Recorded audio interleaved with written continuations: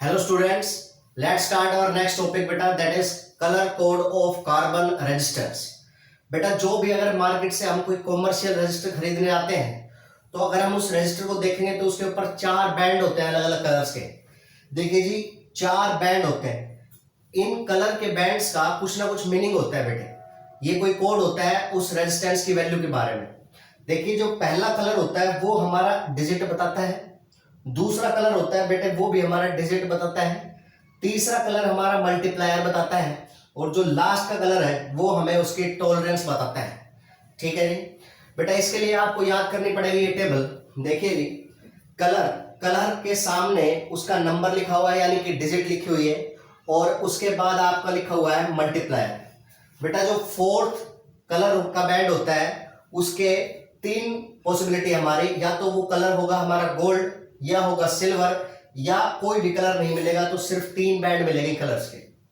अगर गोल्ड होता है तो टॉलरेंस बेटा 5% होती है, अगर सिल्वर होता है तो टॉलरेंस हमारी 10% होती है और अगर फोर्थ बैंड हमारा नहीं है उस रजिस्टर में तो इसका मतलब उसमें टॉलरेंस कितनी है बेटा, 20% की है। ये टेबल आपको याद करनी पड़ेगी बेटा। देखो पहला अक्षर देखेंगे इसका B Roy, BBROY, BB Roy of Great Britain had very good wife. इस तरह से आपको ये टेबल याद करनी है बेटे। B black, brown, red, orange, yellow, green, blue, violet, grey and white. तो क्या होगा, आपको कोई भी रजिस्टर दे दिया जाएगा, उस रजिस्टर के ऊपर आपको कलर देखना है और उसके बाद उस कलर कोड को समझकर उस रजिस्टर की वैल्यू निकालनी है बेटे। ठीक है, with the help of this table.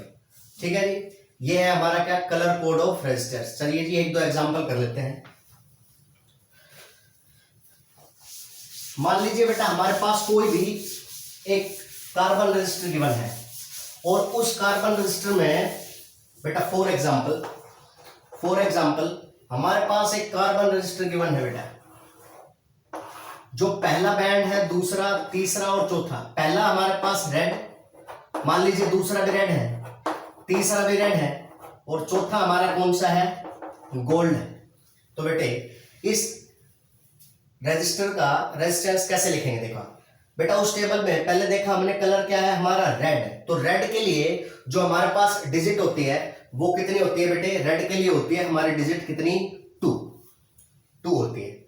दूसरा कलर यानी कि दूसरे डिजिट वो भी कितनी हो गई हमारी, 2। उसके बाद होता है जो थर्ड कलर वो होता है बेटे हमारा मल्टीप्लायर, यानी मल्टीप्लायर है यानी मल्टीप्लाई बाय।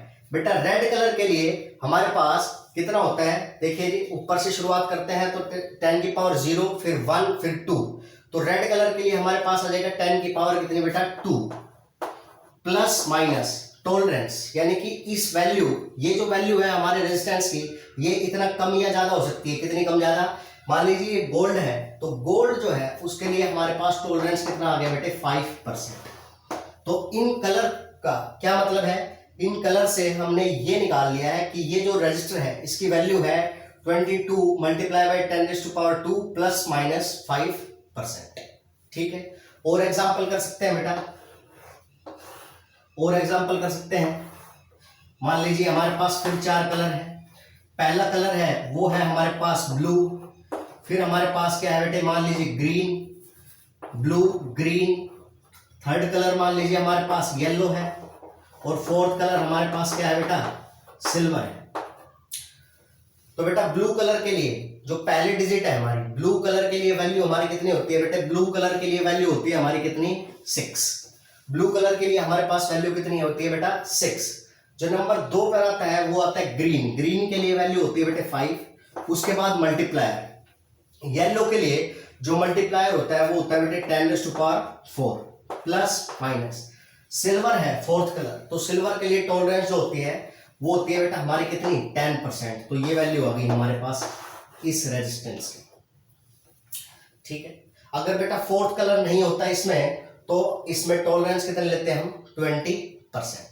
तो ये जो था ये था हमारा क्या, कलर कोड ऑफ रजिस्टर। बड़ा ही सिंपल टॉपिक है लेकिन इंपॉर्टेंट है। ठीक है, उसके बाद बेटा लास्ट क्लास में मैंने आपको एक टॉपिक कराया था कि how the resistivity of alloys and metals change with temperature। ठीक है। वहीं से एक डाउट आया है बच्चे का, वो क्या है कि alloys have more resistivity, alloys have more resistivity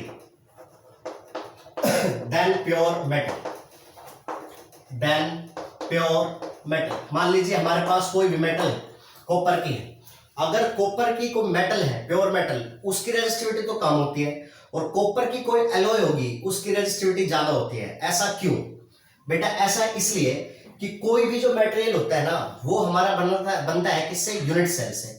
बहुत सारे यूनिट सेल, केमिस्ट्री में पढ़ा होगा आपने, सॉलिड स्टेट, बहुत सारे यूनिट सेल से मिलकर बनता है हमारा क्या?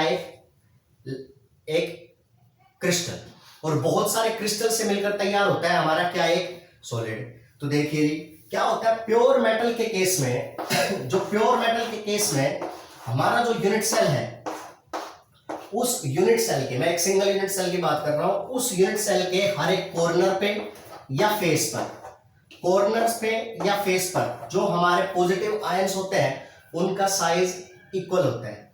लेकिन अगर मैं बात करूं किसी भी एलॉय की, तो एलॉय जो होती है वो दो या दो से ज्यादा मेटल से मिलकर बनती है। तो बेटा उस यूनिट सेल में, एलॉय के यूनिट सेल में हर एक कॉर्नर के ऊपर जो हमारे पास साइज होता है किसका? आयंस का, वो बेटा डिफरेंट होता है। हमारी रेजिस्टिविटी क्या होती है? प्रॉपर्टी होती है मेटेरियल की कि वो कितना अपोज करती है। देखो प्योर मेटल के केस में बेटा जो फ्री इलेक्ट्रॉन होता है वो इन पॉजिटिव आयन से टकराता है और उसके बाद वो फ्लो होता है। लेकिन इन केस ऑफ एलॉयज, यहां पर जो ये साइज होते हैं आयंस के, ये क्या होते हैं? डिफरेंट होते हैं, और ये आयंस रैंडमली प्लेस्ड होते हैं किसी भी कॉर्नर के ऊपर। तो इलेक्ट्रॉन को किसी भी यूनिट सेल में से क्रॉस करते वक्त, या किसी भी क्रिस्टल को अगर वो क्रॉस करता है, तो इन आयंस के रैंडम ओरिएंटेशन की वजह से, रैंडम पोजीशन की वजह से वो इसमें एलॉयज के अंदर ज्यादा कोलिजन करता है, और अगर ज्यादा कोलिजन करता है तो बेटे उसका रिलैक्सेशन जो टाइम होता है वो हमारा डिक्रीज हो जाता है। रिलैक्सेशन टाइम होने की, डिक्रीज होने की वजह से उस एलॉय की जो रेजिस्टिविटी है वो इंक्रीज हो जाती है। जबकि अगर प्योर मेटल का केस है, यहां पर कोलिजन तो वो करता है, but in case of alloy यहां पर अलग अलग शेप के, अलग अलग साइज के हमारे आयंस होते हैं जो रैंडमली प्लेस्ड होते हैं, और इस वजह से यहां पर जो नंबर ऑफ कोलिजन्स है वो हमारे ज्यादा होते हैं। इलेक्ट्रॉन के नंबर ऑफ कोलिजन ज्यादा होने की वजह से उसका रिलैक्सेशन टाइम कम हो जाता है, इसलिए एलॉयज की रेजिस्टिविटी क्या होती है? मेटल से, प्योर मेटल से ज्यादा होती है। ठीक है बेटा, इसी के साथ जो हमारा करंट इलेक्ट्रिसिटी है उसका पहला पार्ट खत्म हो जाता है। उसके बाद जो हमारा न्यूमेरिकल पार्ट स्टार्ट होगा, और वो होगा हमारा कॉम्बिनेशन ऑफ रेजिस्टेंस। ठीक है जी। नेक्स्ट क्लास में हम करेंगे कॉम्बिनेशन ऑफ रेजिस्टेंस, उसके ऊपर न्यूमेरिकल्स, व्हीटस्टोन ब्रिज और पोटेंशियोमीटर, ये हमारे नेक्स्ट टॉपिक होंगे। ठीक है जी। तब तक के लिए थैंक यू। इन जितने भी टॉपिक मैंने कराए हैं, इन टॉपिक्स के ऊपर आप कोई भी न्यूमेरिकल्स, किसी तरह का कंसेप्चुअल क्वेश्चन अटेम्प्ट कर सकते हैं। अगर आपको कोई भी डाउट आता है तो आप वो डाउट अपना पूछ सकते हैं। ठीक है, ओके, थैंक यू।